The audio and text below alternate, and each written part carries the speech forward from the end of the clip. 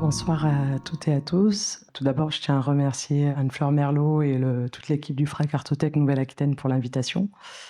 Comme elle a pu l'introduire rapidement, effectivement, j'ai eu la chance en fait de pouvoir me plonger dans le travail d'Anna Mendieta à l'occasion d'une exposition dont j'ai assuré le co-commissariat avec Vincent Honoré qui s'appelait Anna Mendieta au commencement. Peut-être pour vous dire quelques mots sur ce projet d'exposition, l'idée c'était pas de faire rétrospective, mais plutôt de porter un nouveau regard en fait sur son travail.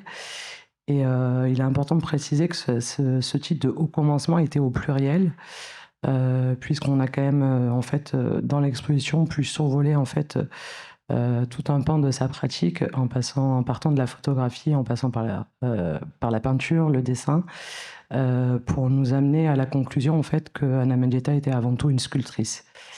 Et que l'idée de perpétuel commencement, en fait, c'est quelque chose qui a toujours été présent dans sa pratique. Je vous en parlerai au fil du diaporama sur lequel j'ai fait une sélection d'œuvres qui marquent un peu cette relation au paysage. Mais on peut considérer Anna Mendieta un petit peu comme une sculptrice du paysage plus qu'une photographe du paysage. D'ailleurs, pour un peu contextualiser, j'ai préféré prendre une citation, un propos de l'artiste qui contextualise en fait le pourquoi de l'usage de l'appareil photographique et la photographie non comme médium mais comme outil. Donc je cite Anna Mendieta: dans les galeries et les musées, les sculptures de corps terrestres sont présentées aux spectateurs par le biais de photos, car l'œuvre doit toujours rester in situ. Pour cette raison, en raison de l'impermanence des sculptures, les photographies deviennent une partie essentielle de mon travail. Donc c'est vraiment la photographie comme outil et comme support à documenter le travail. Un travail, donc je vous ai un petit peu parlé de la sculpture, mais c'est vrai que Anna Mendieta, on a toujours voulu la classer dans un mouvement, et c'est une artiste qui est inclassable. On a voulu la mettre dans la performance, mais on peut plus parler de performance-action. N'ayant pas c'est une pratique de la solitude, donc n'ayant pas de public, on ne peut pas parler de performance. On a essayé de la classer dans le land art, mais elle intervient dans le paysage sans réellement le modifier. C'est des inventions plutôt subtiles. On a voulu la classer aussi dans la vidéo. Mais tous ces films, on en a fait 104 sur ces plus de 15 années de pratique, sont aussi des manières de documenter en fait ces actions performance. Peut-être qu'avant de rentrer un peu plus dans le travail, ça serait bien que je vous contextualise un petit peu qui est Anna Mendieta. C'est une artiste américaine née à Cuba en 1948. Elle a un parcours un petit peu atypique, puisque très jeune, en fait, à l'âge de 12 ans, avec sa sœur, Jacqueline Mendieta, elle a fait partie d'un programme qui s'appelait le programme Peter Pan, et où 14 000 enfants cubains ont été amenés aux États-Unis dans un contexte, on va dire, politique complexe à Cuba. Et elles ont été, avec sa sœur, placées dans des foyers.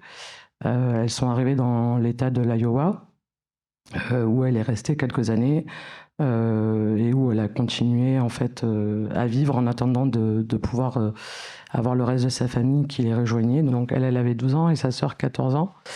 Donc c'était en 61. Et 5 ans après, donc leur mère et leur petit frère ont pu les rejoindre aux États-Unis. Par contre, ils ont été séparés de leur père qui est resté emprisonné, je crois 17 ou 18 ans, à Cuba, puisqu'il était contre-révolutionnaire et contre le régime de Fidel Castro. Et quand il a pu quitter Cuba, et il s'est rendu en Espagne. Donc ils ont pu se voir à ce moment-là. Il n'est pas allé aux États-Unis en partant de Cuba. Et elle a très vite, elle, dans son parcours, on va dire, scolaire, eu un intérêt pour l'art. Elle l'a étudié au lycée, et par la suite, en fait, elle a suivi un cursus en fait, à l'université de l'Iowa en histoire de l'art. Et en parallèle aussi, elle a étudié le français. En histoire de l'art, elle a d'abord commencé son parcours avec une initiation à l'archéologie, à l'art mésopotamien, un art précolombien, on va dire, et elle a très vite une curiosité, en fait, pour ça. Donc elle va poursuivre, en fait, avec une licence et un master en peinture. Et elle va en 72 intégrer, en fait, à l'université un programme assez innovant qui s'appelle le programme Intermédia, et qui est un master, en fait, qui est mis en place par l'artiste Hans Breder, qui est innovant au sens où, à l'époque, dans les universités américaines, ils sont moins sensibilisés aux questions de la performance qui arrivent d'Europe. Hans Breder, il est allemand, il est aussi proche des actionnistes viennois. Et donc, il y a tout un enseignement sur plutôt la liberté et l'expérimentation que arriver à un résultat et la production d'œuvres finalisées. À partir de là, elle va expérimenter énormément de choses. Elle va très vite, en fait, décider d'utiliser son corps comme support et comme outil. Elle va mener des premières expérimentations. Donc là, vous avez deux photographies, en fait. Une photographie où c'est pas Anna Mendieta, mais c'est une amie étudiante, en fait, qui sert de modèle et qui s'appelle Birth Transformation. Et une seconde qui date de 2 années plus tard et qui s'appelle Dog. Donc là, on est vraiment dans des premières préoccupations sur la relation, en fait, une sorte de corps animal, en fait, la question de la transformation et de l'hybridité. À savoir que pour Dog, en fait, c'est en fait, un tirage photographique à partir d'une diapositive d'un film qui s'appelle également Dog et qui a été tourné dans les rues de Mexico. Et Bird Transformation, ça a été réalisé à l'université de l'Iowa. Mexico, je vous en parle, mais je vais y revenir plus tard parce que c'est un endroit où elle va se rendre très souvent. C'est une culture dont elle se sent très proche et elle va régulièrement l'été, dans le cadre du programme Intermédia, aller faire ce qu'on pourrait considérer comme des workshops et expérimenter, en fait, tout un tas de rapports à l'archéologie et aussi au paysage.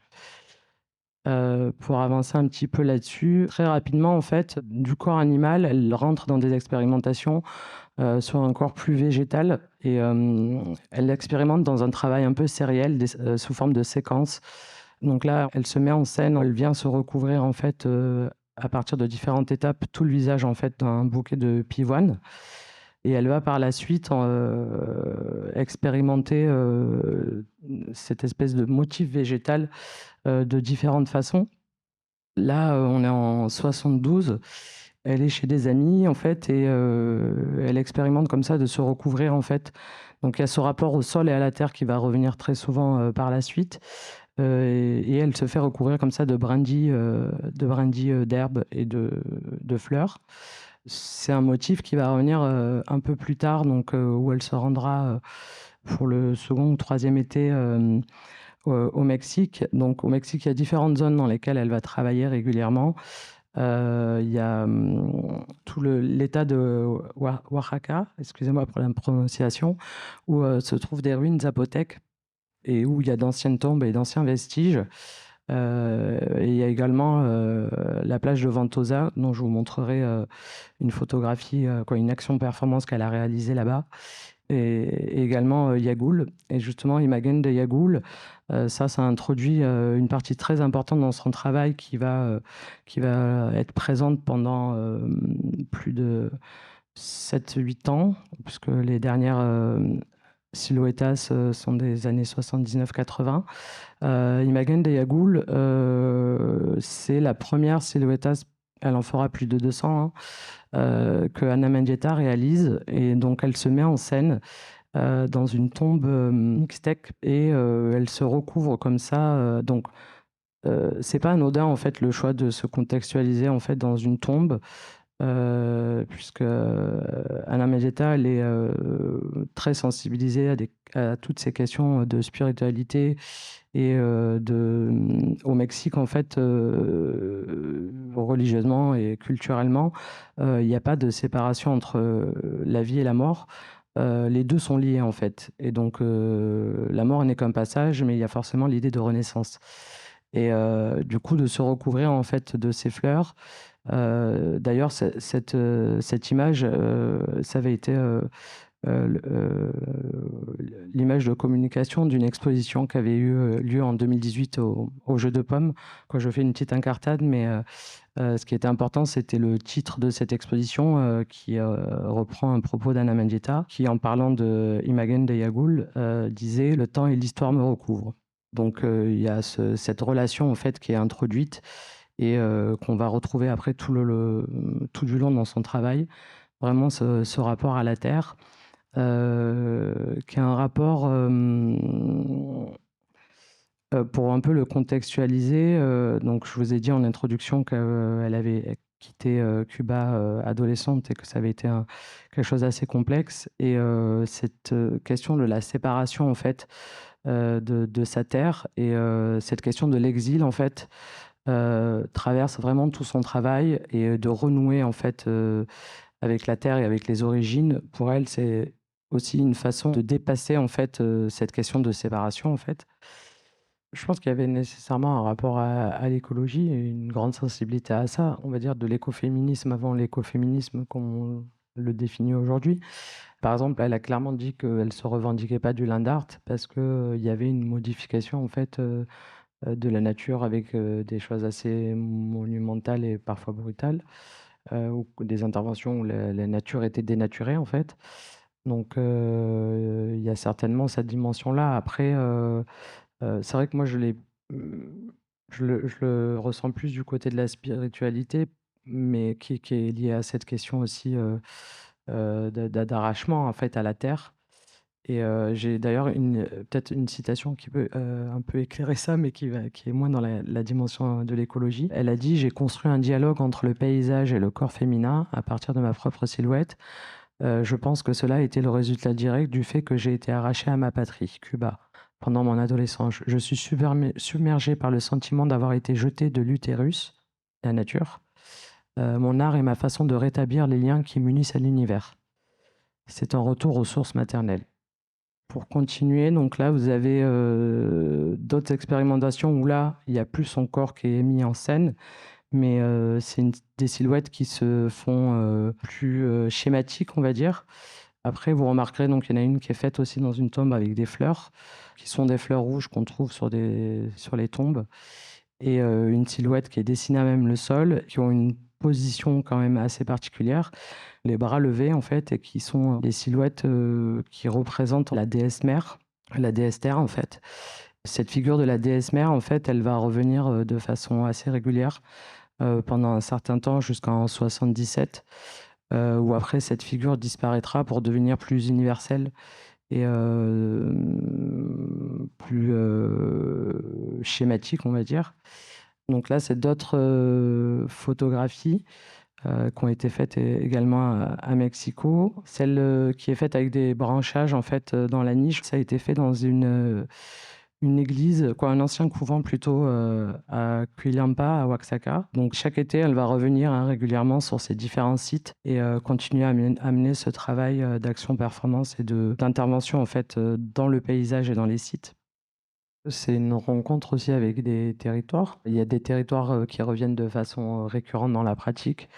D'abord l'Iowa, puisque c'est là où elle a grandi en partie et étudié.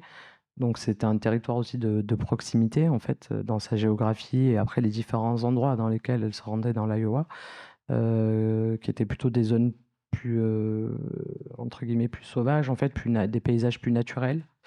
Après je pense qu'il y a eu l'opportunité de ces voyages, réguliers qu'elle a fait pendant plusieurs étés. Je pense qu'elle y allait à 6 reprises, au Mexique, et bah, là, c'était un terrain propice aussi, quoi, d'exploration de ces sites archéologiques qui étaient, à proximité. Ensuite, elle a quand même voyagé aussi, alors qu'elle n'a pas forcément, réalisé, d'intervention ou d'action, dans ces endroits-là, mais elle a voyagé en Europe, en Irlande, en Égypte, en Espagne. Elle a vécu pendant 2 ans à Rome. Je passe vite, hein, parce que j'aurais pu vous compiler les 200 sous l'état, mais ça fait beaucoup. Là, c'est une autre partie du travail, en fait. C'est une photographie d'une sculpture qui s'appelle Branding Iron. Elle a été faite en fonte à l'université de l'Iowa, à la fonderie de l'université. C'est la main, c'est à partir d'un moulage de la main d'Anna Mendieta. Et cette idée, en fait, donc d'aller intervenir dans le paysage, de transformer le paysage, de sculpter le paysage, elle a fait toute une série de photographies, d'interventions, en fait, qu'elle a documentées, où il y a des silhouettes et elle vient, en fait, comme ça, marquer, tamponner le paysage avec cette main de métal. Donc là, je vous montre d'autres silhouettes qui ont également été faites à Mexico et qui sont dans une autre typologie. Le caractère éphémère, là, il est clairement marqué puisqu'il y a aussi une relation dans le paysage qui est cette question de l'effacement. Donc là, on est au bord de l'eau. Celle qui est avec les pigments rouges, elle a été faite à la ventosa. Donc on est toujours dans la position de la déesse mère. L'autre, elle est faite avec des fleurs. Donc du coup, c'est à chaque fois, ces silhouettes, en fait, elle intervient de façon assez furtive dans le paysage et ça s'efface au fil du temps et donc par le vent, par l'eau, avec les éléments aussi également. Donc ça, c'est Flora Person, Flora Body. C'est vrai que celle-ci, je voulais vous la montrer parce qu'elle est plus ritualisée. Il y a quelque chose qui est de l'ordre comme ça du rituel, un corps qui flotte sur l'eau et du rituel mortuaire. Et celle-ci, elle a été faite dans l'Iowa, je pense, dans une zone où elle allait souvent travailler, qui s'appelait Old Man Creek. Donc Old Man Creek, c'est une zone assez marécageuse, en fait, assez boueuse. Et justement, donc, là, il y a un motif qui fait son apparition, qui est le motif de l'arbre de vie qu'on va retrouver plus tard. Donc, il y a une photographie, Arbol de la Vida, et l'autre où en fait elle vient se mettre en fusion, en fait, en se recouvrant de boue avec la nature et avec cet arbre pour ne faire qu'un, donc dans la position de la déesse mère. Et là, on a une silhouette qui, elle, est sur une zone, donc à Almond Creek, qui s'appelle The Death Tree, où il y a, c'est une zone aussi très, bon, comme je vous disais, marécageuse, mais avec des arbres morts aussi. Et là, elle a fait une silhouette à même le sol, qu'elle est venue dessiner, en fait, et qui a un caractère aussi très éphémère. Et cette silhouette, en fait, au fur et à mesure, elle va prendre une forme où, dans la nature même, en intervenant très peu, elle va aussi retrouver, parfois documenter, en fait, des silhouettes. Donc là, vous apercevez une forme très schématique, en fait, qui est en mousse sur le rocher, qui est une photographie qu'elle a prise dans l'Iowa. Et vous avez ces silhouettes-là où là, en fait, bon, son corps disparaît, mais la silhouette se fait et va dans une sorte de disparition, de fusion comme ça avec la nature. Et c'est des formes comme ça très vaporeuses, très évanescentes qu'elle trouve et qu'elle désigne en fait comme silhouette. Donc ça, c'est un projet un petit peu particulier dont je voulais un peu vous parler parce que donc dans son travail, on a beaucoup parlé de la pratique en extérieur et directement dans le paysage. Mais à un moment, on s'est posé la question aussi de faire rentrer le paysage dans l'espace d'exposition. Et à l'invitation de l'université de New York, à Aldersbury, elle est invitée en fait par un enseignant, un artiste enseignant, Louis Kadnizer, qui lui propose de faire une exposition dans la galerie de l'université. Et donc, elle décide de créer en fait un environnement, un tableau en fait, où avec un groupe d'étudiants, ils vont aller collecter dans l'environnement immédiat le matériel nécessaire, donc du bois mort, des feuilles. Et elle va créer une silhouette au sein de la galerie. Donc, ça, c'est en 78.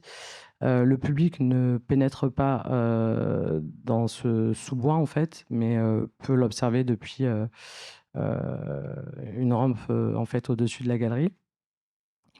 Et là, c'est vraiment la première fois où en fait, elle inverse le processus et elle n'est plus dans le paysage, mais c'est le paysage qui rentre dans l'espace d'exposition et où il y a aussi le public qui rentre en jeu, donc avec une interaction, puisque c'est une exposition qui est destinée au public.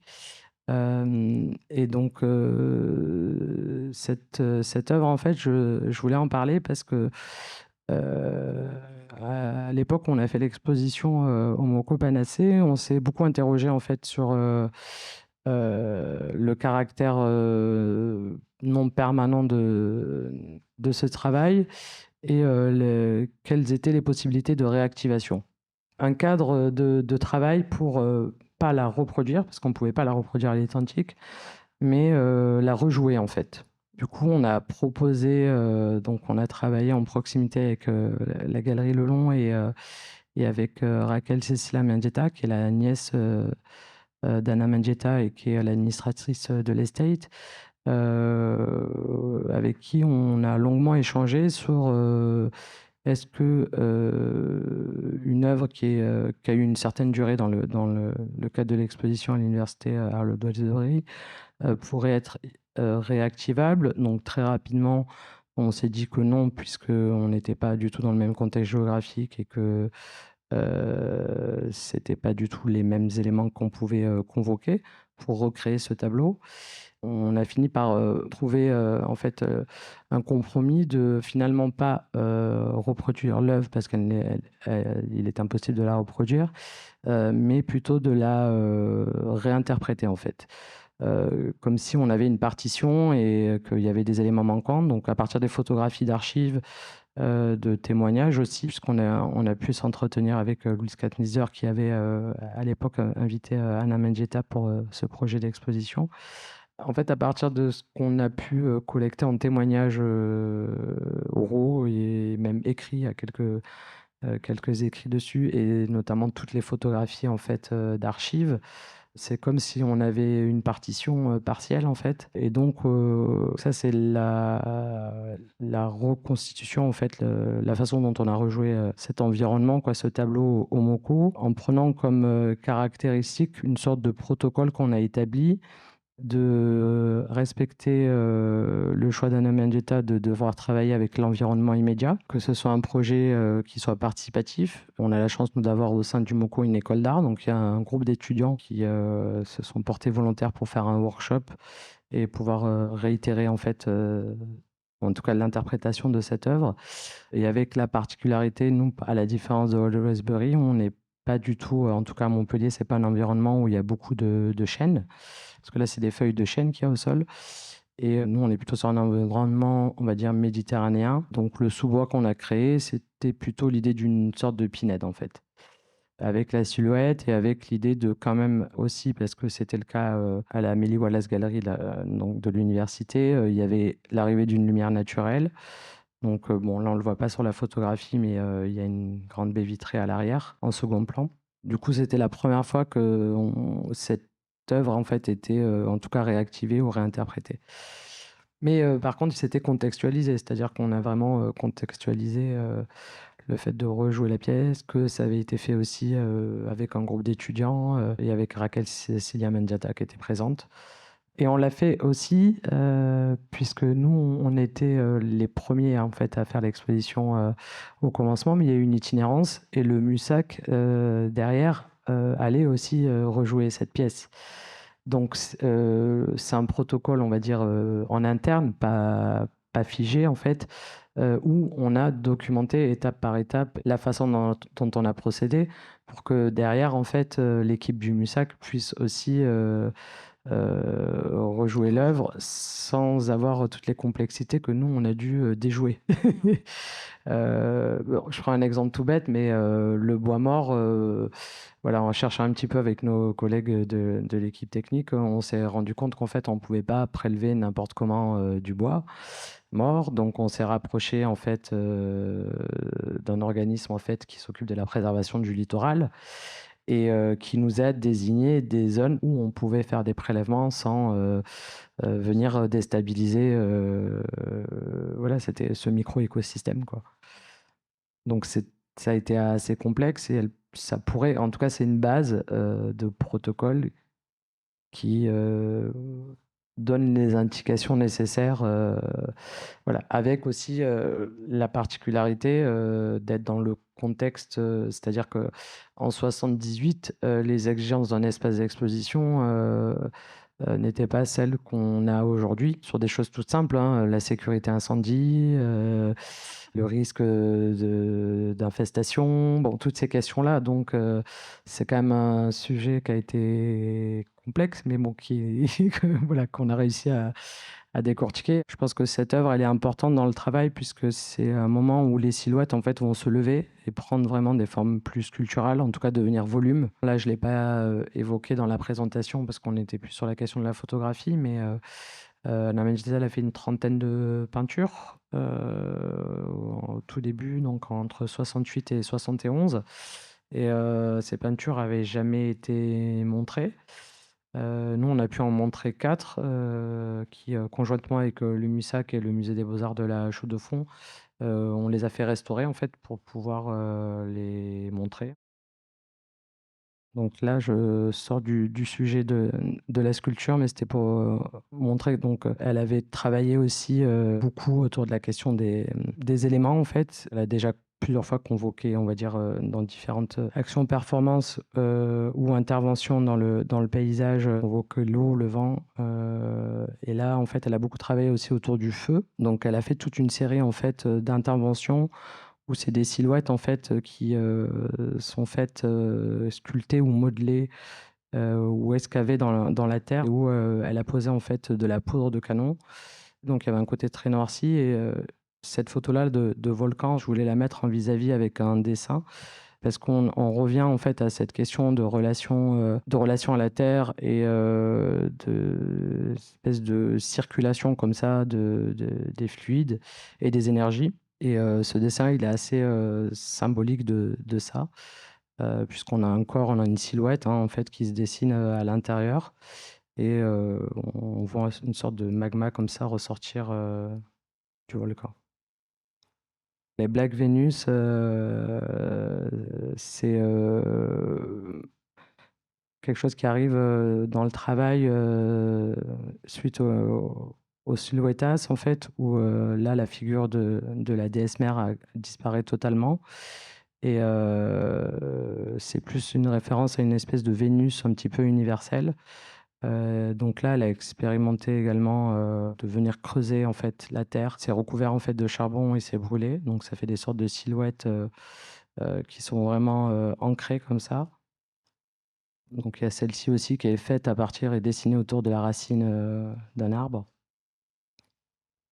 Là, c'est une silhouette en fait qui est faite à partir de boue à même de l'eau. Isla, ça veut dire île. Et elle l'a fait en parallèle en fait son dernier film qui s'appelle Oshun en 81. Et cette question de l'île, en fait, ça renvoie aussi à ce déracinement que j'ai rapidement évoqué tout à l'heure et et cette relation à Cuba où elle vient de retourner pour la première fois, parce qu'elle y retourne pour la première fois en 80. Et c'est une sorte de silhouette comme ça, féminine, mais qui renvoie à une sorte de Vénus. Et ces Vénus, elles vont refaire leur apparition plus tard, mais je voulais vous parler d'un projet assez important qu'elle a fait, puisque c'est une des œuvres qui est, quoi, ça fait partie des sculptures qui sont permanentes et encore partiellement en fait visibles sur un site un peu particulier, qui est un parc classé en fait, dans lequel se trouve une grotte en fait qui s'appelle Escalares de Rocco. Et ça se trouve à Cuba. C'est une zone très difficilement accessible. Et elle s'est rendue sur place en fait et elle a réalisé toute une série en fait de sculptures qu'elle va nommer les sculptures rupestres en fait et qui renvoient à différentes divinités. Donc elles sont gravées en fait et sculptées à même la roche. Et chaque divinité en fait est convoquée avec aussi ses symboliques. Donc il y a la divinité de l'eau, la divinité de la Renaissance. Il y a toute une série de divinités qui sont des références en fait à des déesses Tanoi en fait qui sont issues de la culture mésoaméricaine. Donc ces sculptures en fait, il y a eu un très beau documentaire qui a été réalisé par Raquel Cecilia Mendieta en 2015 et où elle a pu en fait se rendre sur le site et elle a retrouvé en fait des traces de ces sculptures qui sont encore présentes. et qui font partie des rares sculptures qui ont pu comme ça traverser le temps en extérieur, puisqu'après il y a toute une série de sculptures qui existent et qui font partie de collections muséales. Mais il y a ce projet aussi qui est assez intéressant qu'elle a réalisé de façon presque indirectement collaborative. En fait, c'est un arbre un peu particulier qui est un ceiba et qui est considéré comme un peu un arbre sacré. Et en fait, il se trouve à Miami, dans un quartier qui s'appelle Little Havana, et où il y a une communauté cubaine importante. Et elle a sculpté en fait une silhouette qui se trouve au creux de l'arbre en fait. Et à côté de ça, elle a utilisé en fait les saillies des racines. C'est une sorte de représentation du masculin féminin. Cet arbre, il est assez particulier dans ce quartier-là parce que c'est un arbre où les gens viennent se recueillir, faire des offrandes et des prières. Et du coup, il y a eu une sorte comme ça d'appropriation de ce que Anna Mendieta avait gravé, puisque par la suite, il y a quelqu'un qui a qui a dessiné en fait la bouche de cette silhouette. Et c'était en fait un peu dans l'idée voilà, de faire partie aussi de cette communauté. Donc là, c'est la photographie d'un autre projet qui a été commandé en fait par le Washington Project for the Art. Et ça se trouve en fait dans un cimetière à Hollywood. Donc ça, c'est un projet qui n'est pas pérenne, hein, qui était au moment de la commande.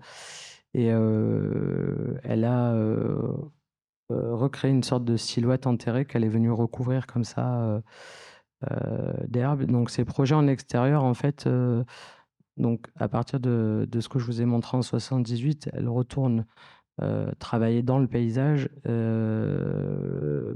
Mais il y a eu un tournant assez important dont je ne vous ai pas parlé, mais qui me semble important de vous parler par rapport à la question de la photographie. Je reviens juste un tout petit peu en arrière. Les premières photographies, en fait, elle avait un appareil photographique qui lui permettait de faire des tirages plutôt petits, moyens. Et en fait, en 79, elle obtient deux bourses, en fait, une bourse du Guggenheim et du National Endowment for Arts. Et elle va pouvoir, en fait, investir dans un appareil photo qui va lui permettre de changer, en fait, la taille de ses tirages et de pouvoir agrandir en fait ces tirages pour arriver à peu près à une échelle 1. Et au moment en fait d'ailleurs où elle a documenté en fait les sculptures rupestres, c'était aussi dans l'idée de pouvoir les amener dans l'espace de la galerie et de rendre compte pour les personnes qui visitaient la galerie et pour pouvoir faire l'expérience physique de ces gravures en fait qui ont été faites à Cuba et qui étaient contextualisées. L'idée, c'était d'avoir l'impression d'être à l'échelle en fait du travail. Et elle avait même imaginé pouvoir jalonner aussi le sol avec des photographies. Elle l'a pas fait, mais donc je reviens là-dessus. Sur d'autres projets qu'elle a poursuivis en extérieur. Donc là, c'est un projet où elle a réalisé une sculpture avec un groupe d'étudiants en fait, où elle a gravé dans un tronc d'arbre une silhouette qu'elle est venue brûler et éteindre. En fait, elle a rééteint le feu. Là, c'est le moment en fait où le tronc en fait est re-immergé d'eau pour que la silhouette s'arrête, en fait, se fige. Et ça, c'est un projet qu'elle a fait en 82 à Hartford, dans le Connecticut.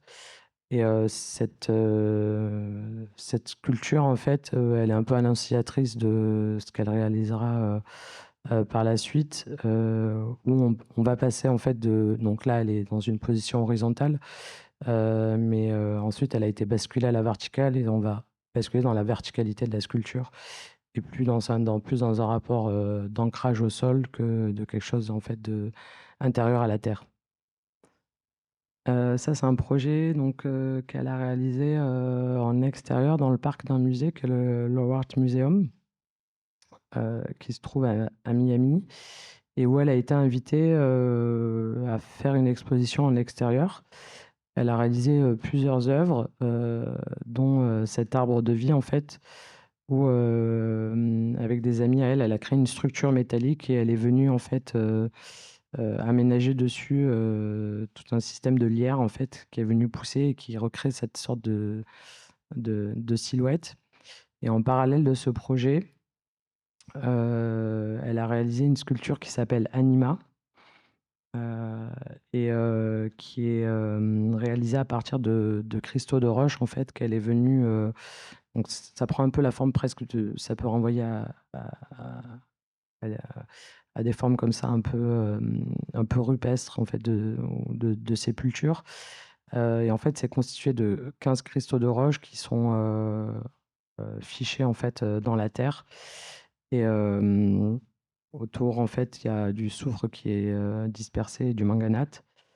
Et cette sculpture, elle existe encore aujourd'hui puisque nous, on a eu l'occasion de la montrer.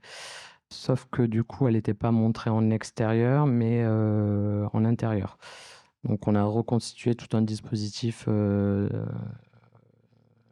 pour recréer en fait un gazon naturel, hein, pour pouvoir en fait, montrer cette sculpture qui, est du coup une œuvre qui est pérenne et qui fait partie, en fait, de la collection de l'estate. Donc ça, c'est une autre série du travail en fait qu'elle a réalisé, en 83, sur la plage à Miami. Et c'est la série des Sandwoman où, on retrouve ces figures comme ça de Vénus. Donc la Sandwoman, c'est une sorte de silhouettes, qui sont, modelées, et creusées à même le sable en fait. Et elle en a réalisé toute une série en 83 qu'elle a documentée, avec des photographies. C'est sur une plage à Miami en fait, qui s'appelle Key Biscayne et en fait qui est, une des zones en fait à vol d'oiseau qui est la plus proche en fait de Cuba. Donc il y a quand même comme ça une, dans la géographie du travail à chaque fois, un contexte qui fait que, elle a, investi ces territoires-là, quoi. Là, c'est un autre projet qui est, d'une échelle un petit peu monumentale, qu'elle a réalisé donc, pour, la Rhode Island University of Design, à Providence, dans l'État de New York. Elle a fait, beaucoup de projets, à travers les États-Unis parce qu'elle était invitée en tant qu'artiste invitée.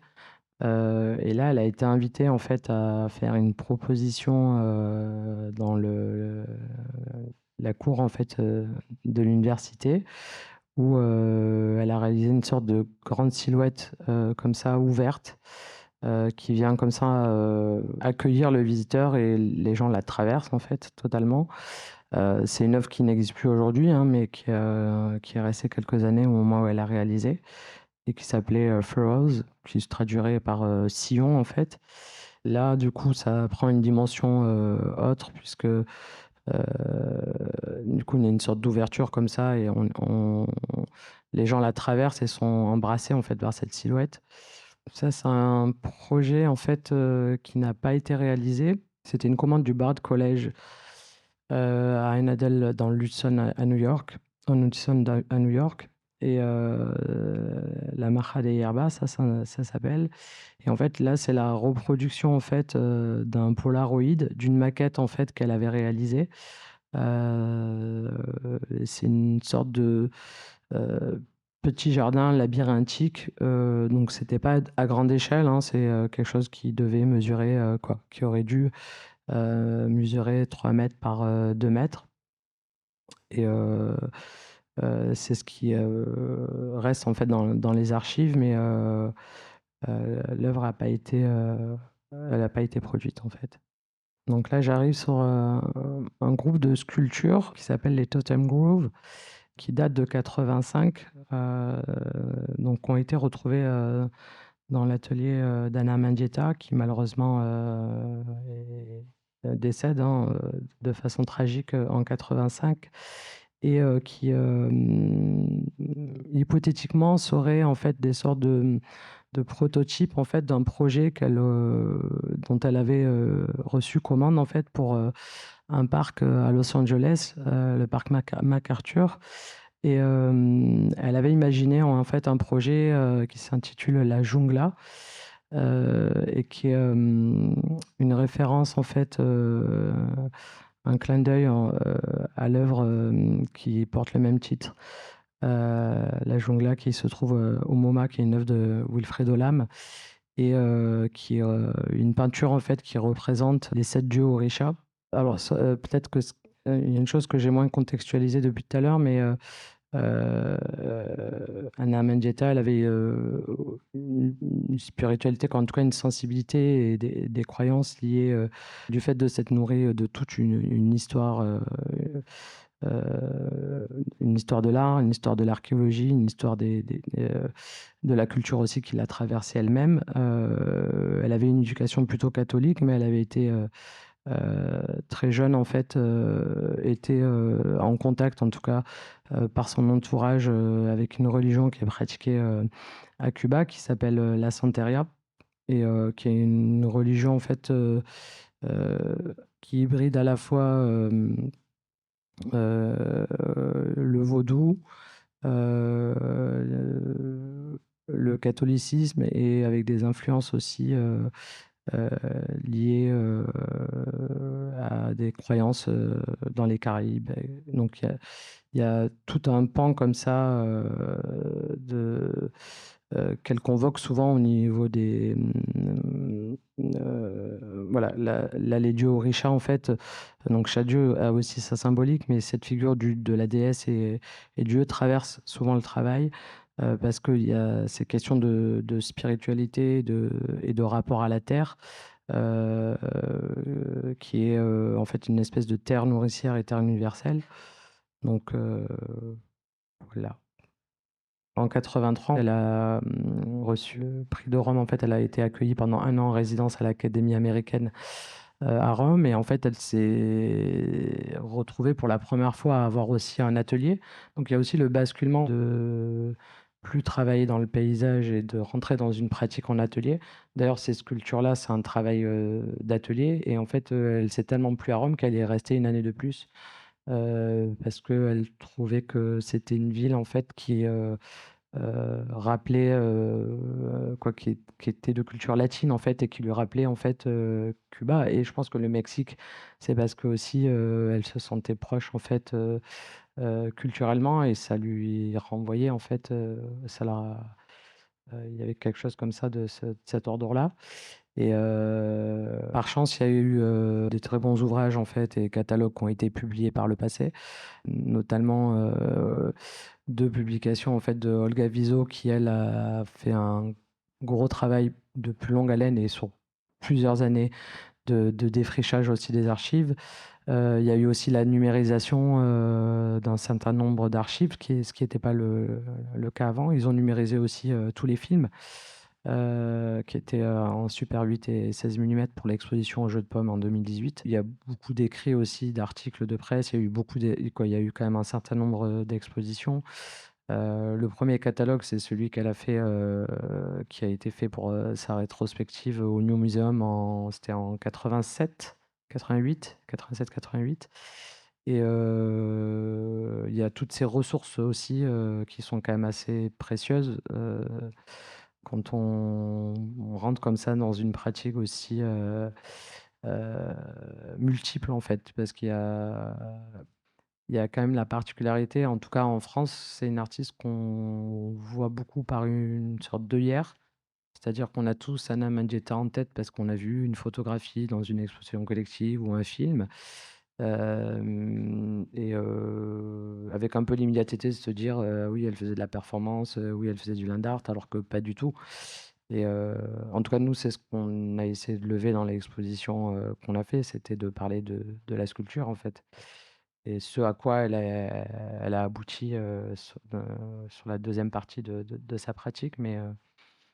Et d'ailleurs, ce qu'elle revendiquait elle-même, en fait, en disant voilà, je me sens pas proche de la performance, je suis une sculptrice. Elle l'a dit, elle l'a verbalisé elle-même. Donc, mais après, c'est vrai que quand on parle de sculpture, on attend un objet fini, un volume dans l'espace, alors que là, c'est son corps qui faisait sculpture, et ensuite, c'était plus le geste, en fait. Oui, je pense que c'était une sculptrice du paysage. Ah, merci de votre écoute et votre patience et bonne soirée.